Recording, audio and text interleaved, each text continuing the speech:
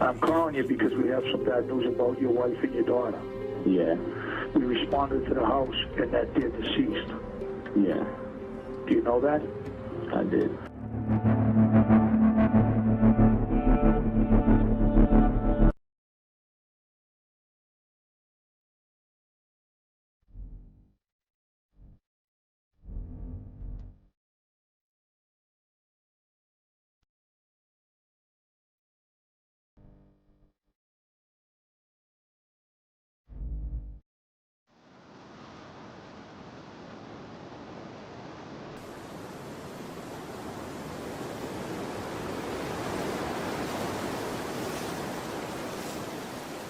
On a cold winter morning in January 2006, a quiet home in Massachusetts was about to experience a tragedy no one saw coming. Inside, a mother and her young daughter were found lifeless in their bed, their deaths leaving everyone in shock. What seemed like a normal day for this family quickly turned into a mystery that no one could explain. As the investigation started, it became clear that there was much more to this story than anyone first thought. Who was behind this horrifying act? And what really happened that day? The truth would leave everyone stunned, especially those who knew the family best.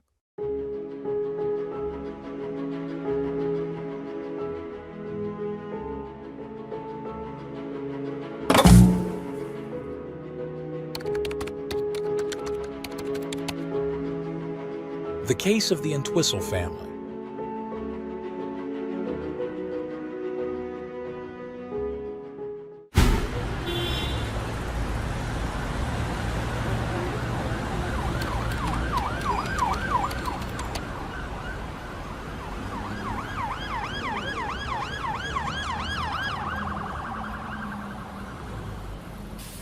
Rachel Elizabeth Souza was born on December 14, 1978, in Massachusetts, to Priscilla and Paul Souza. From a young age, Rachel was known for her joyful nature and close bond with her family. Although her parents eventually parted ways and started new families, Rachel maintained a warm and harmonious relationship with both of them.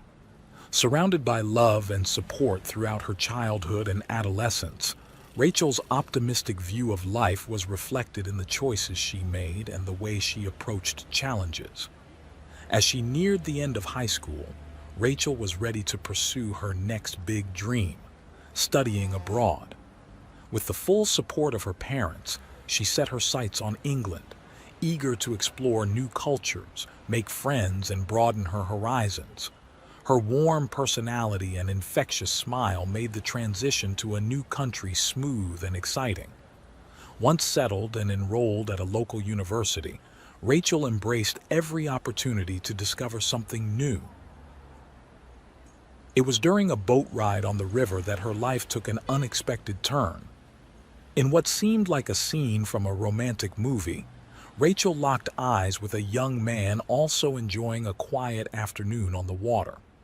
This casual encounter marked the beginning of a special connection between the two.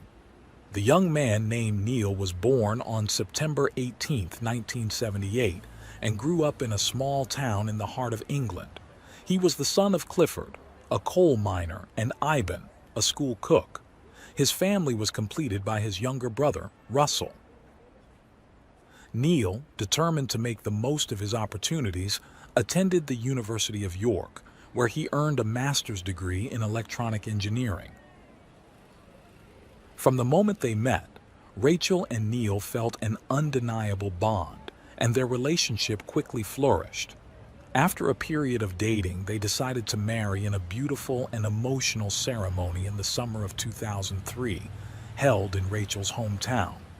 The couple then settled in England, where a few years later they joyfully welcomed their first daughter, Lillian, born on April 9, 2005. Neil couldn't contain his excitement when Lillian was born. He eagerly called his parents to share the joyful news.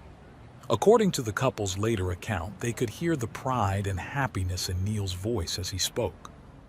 They were overjoyed to become grandparents, and at 8:04 in the morning they were already at the local baby store, eagerly waiting to buy clothes for their new granddaughter. Neil's mother, delighted by the novelty of shopping for a girl after having two sons, ended up buying 5 tiny dresses, all in beautiful shades of pink. Lillian quickly became the apple of their eyes. Rachel was equally overjoyed by the arrival of her daughter, though it meant giving up her job as a teacher of English, drama, and theater studies at a local high school to focus entirely on Lillian. Neil, on the other hand, took on the responsibility of supporting their growing family.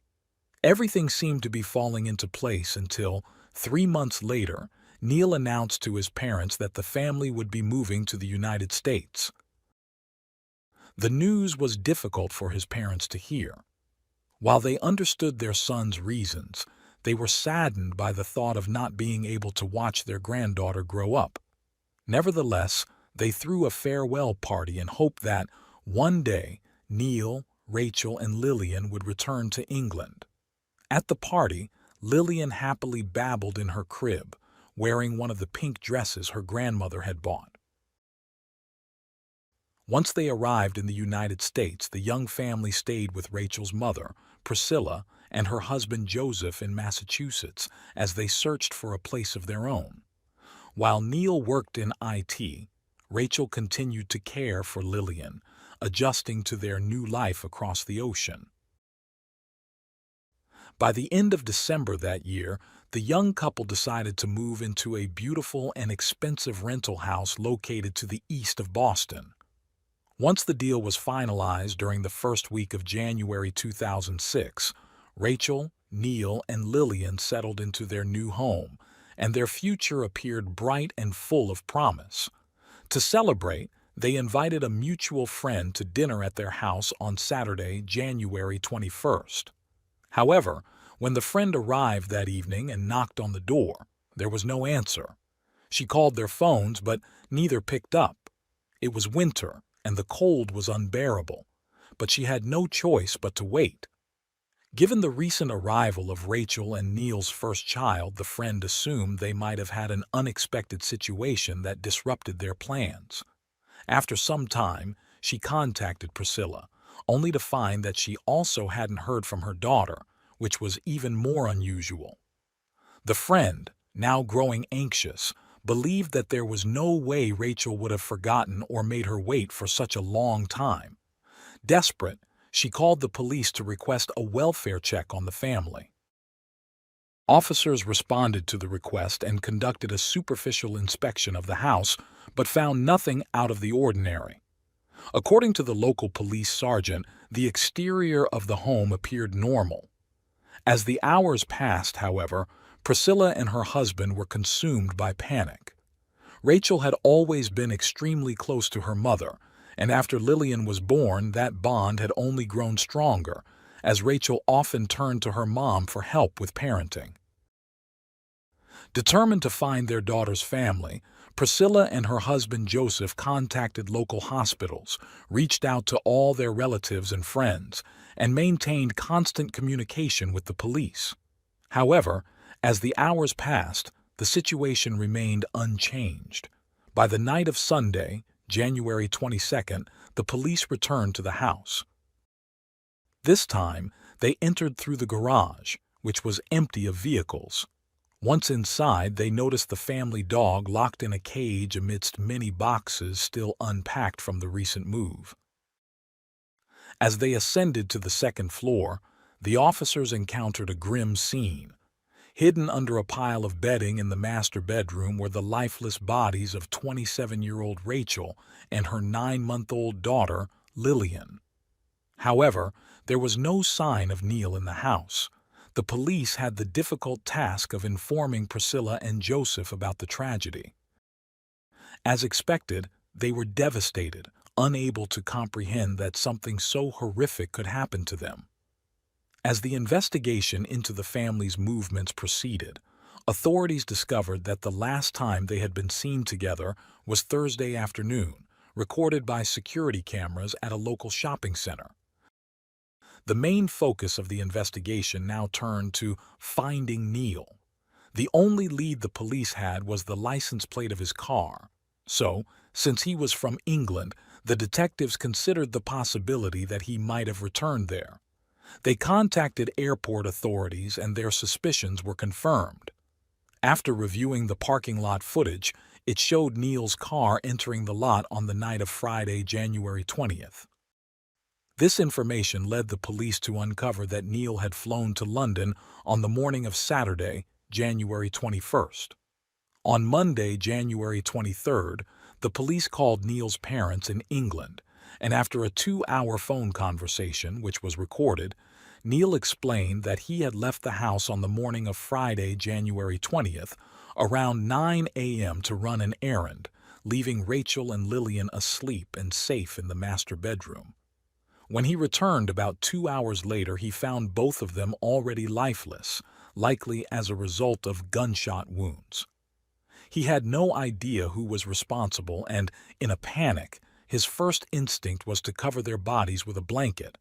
He then attempted to take his own life with a knife, but was unsuccessful.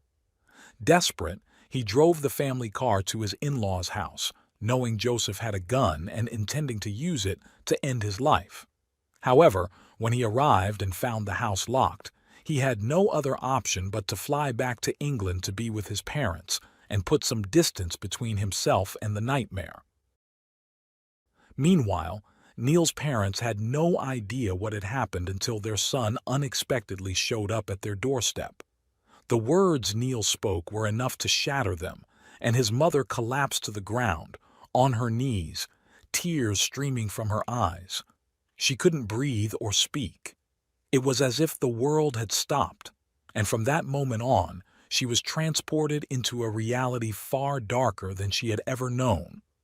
Following their request, Neil later contacted his in-laws in Massachusetts to express his deep sorrow. The account he gave of the events matched the one he had shared during his conversation with the police officer. Meanwhile, the autopsy results revealed that Rachel had died from a gunshot wound to the head and Lillian from a gunshot wound to the torso. The bullet that struck Lillian had also pierced her mother's left chest. By then, due to his hasty departure from the crime scene and the complicated nature of his story, Neil had already become a person of interest to the authorities. As a result, detectives began to delve deeper into the couple's private lives, tracking their online activity. They soon discovered that behind the facade of the perfect husband, Neil had been living a double life that his wife and close friends knew nothing about. Thanks to his computer skills, he had managed to make money on the darker side of the internet. One expert who worked on uncovering this hidden life revealed some of his findings. Through the investigation, it was discovered that Neil had been selling goods and services that he never delivered, infuriating many people who felt scammed. And because he often used Rachel's email address, she soon began receiving numerous threatening emails, demanding refunds from those who had been cheated. Additionally, the theory that the attacker had been an angry stranger conflicted with the fact that there were no signs of forced entry at the home, and the victims were a mother and her young daughter, not a perpetrator involved in any fraud. Further investigation revealed that Neil had accumulated between $40,000 and $50,000 in debt over several years in the UK, and had added more debt during his 6 months in the United States. This was especially surprising considering the lifestyle he had been leading recently, as described by a family friend. From the detective's perspective, Neil's situation was incredibly complicated. However, none of their findings conclusively pointed to him as the perpetrator of the crimes, and they were at a standstill. Refusing to give up, they continued to search for the evidence they needed. They decided to analyze Joseph's firearm, and despite Neil claiming that he had only used it once months earlier at a shooting range with his father-in-law, the results revealed his DNA on the handle. Additionally, there was genetic material matching Rachel's on the weapon's trigger. Finally, The detectives found a set of keys to Joseph and Priscilla's house in Neil's car, which he had left at Boston's International Airport. These new discoveries, all pointing to Neil as the sole suspect, led to an international arrest warrant being issued. Meanwhile, Rachel and Lillian were buried in Massachusetts after a deeply emotional ceremony. They were laid to rest in a single casket, and their gravestones bore the surname Souza. Both their birth and death certificates were altered so that Neil's name did not appear on them. A week later, Neil was arrested while sitting in a London subway car. He did not resist. Although Neil initially requested not to be sent back to the United States, he later changed his mind and agreed to be extradited.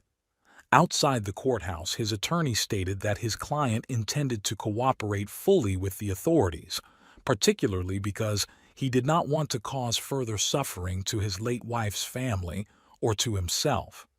Back in the United States, Neil was ordered to remain in prison without bail. He was charged with 2 counts of murder, illegal possession of a firearm, and illegal possession of ammunition.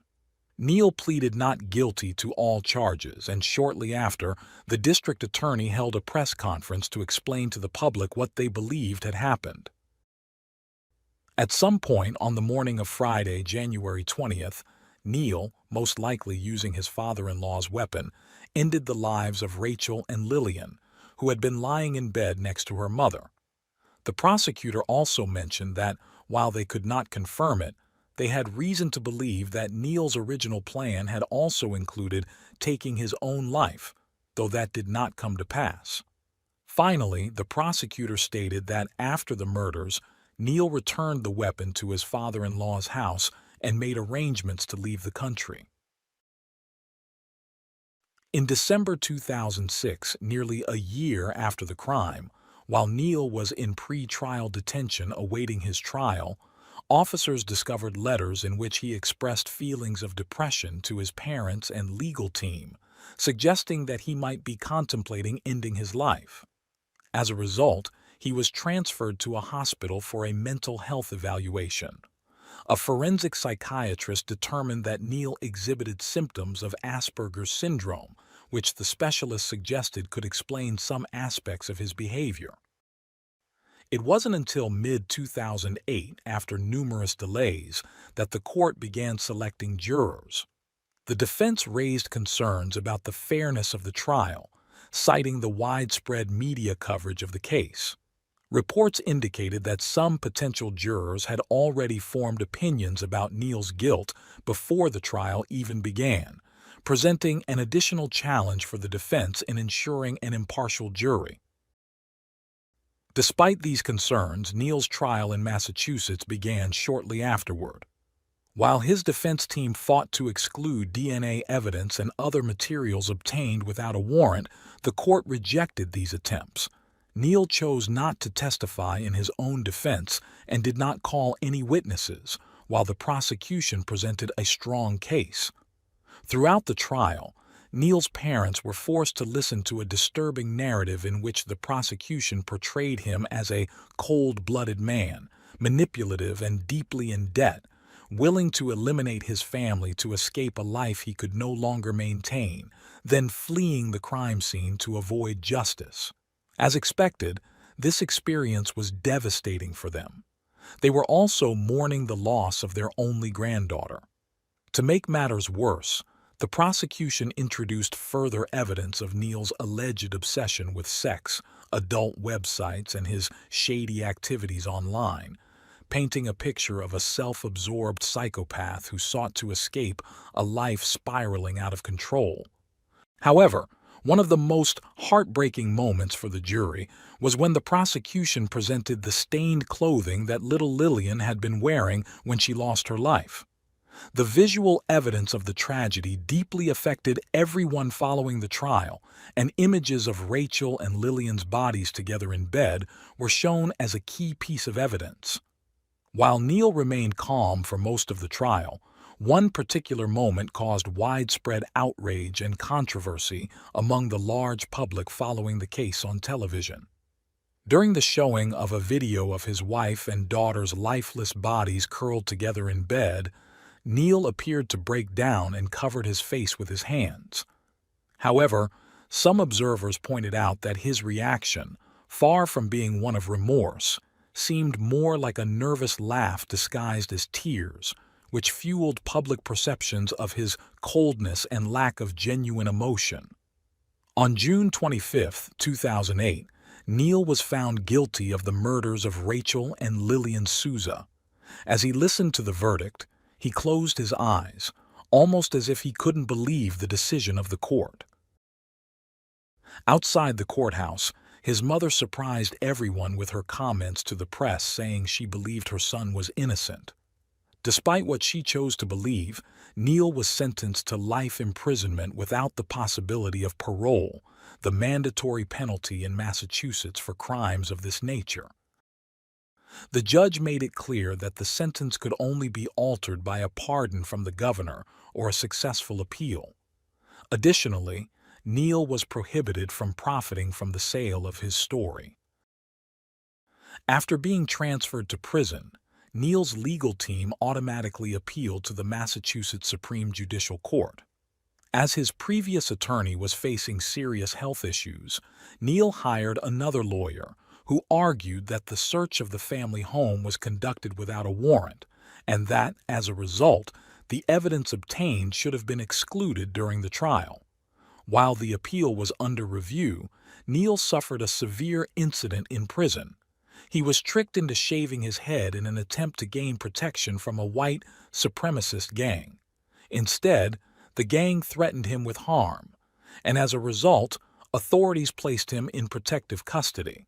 In December 2008, he was transferred to a medium-security prison for his safety, as his life was considered at risk. Around the same time, his parents broke their silence regarding their son's conviction, giving an interview to a British media outlet about aspects of the story they had not previously revealed. For them, the idea that the son they adored could be capable of such a heinous act was impossible to accept. For this reason, it was no surprise that they focused on how devastated Neil appeared when he returned home and told them what had happened. But as they themselves admitted, it never occurred to them to ask what he thought had really happened. In the months following their son's conviction, the couple reviewed dozens of documents, always with the belief that there was evidence that could exonerate him. They learned that Massachusetts had the second highest rate of wrongful convictions in the United States. However, regardless of what the truth may have been, both not only felt sorrow for Neil, but more importantly, for their first and only granddaughter. No one or nothing could ever replace her in their hearts. Neil's appeal was rejected 4 years later, and the following year, the United States Supreme Court refused to hear the case. Therefore, he had exhausted all of his options and would have to serve the original sentence.